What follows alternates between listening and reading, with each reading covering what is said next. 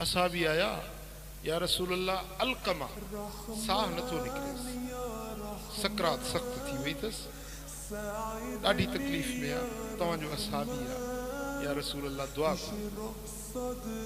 अलकमा जी घर वारी हबीबन जी ख़िदमत में आई। साईं फरमाए त अलकमा छा थिए तुंहिंजो? चईसि मुंहिंजो मुड़ुसु माजेरी अथसि। हा से माजेरी।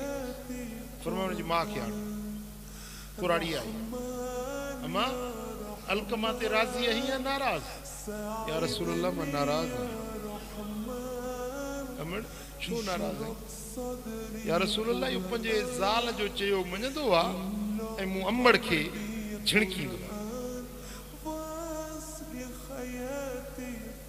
साईं फरमाए मोटी वञ। माई वई, हबीबन हुकुम ॾिनो त काठियुनि जो अंबार गॾु कयो, ढेर काठियुनि जो, सुकल काठियुनि जो ढेर गॾु कयो, बाहि ॿारियो, अलकमा खे खणी उन बाहि जे मच में उछलियो, जिते जीजल अम्मा नाराज़ आहे, मां मोहम्मद करीम उन जो ही फ़ैसिलो थो कयां। जेॾी महिल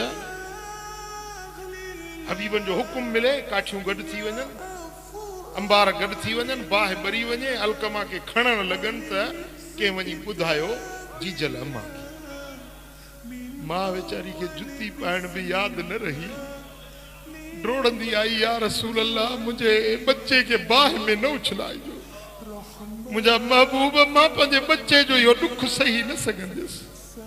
साईं फरमाए त मां दुनिया जी बाहि खां आख़िरत वारी बाहि ॾाढी सख़्त आहे। जे तूं माफ़ी नथी ॾींसि त उहो जहन्नम जी बाहि में जो वञे, उहा त हिन खां वधीक सख़्त आहे। या रसूल अल्लाह मूं पंहिंजे बच्चे खे माफ़ कयो, बख़्श कयो। साईं फरमाए हाणे वञी ॾिसो, वञी ॾिसनि त कलमो पढ़ंदे पढ़ंदे दम कंदासीं।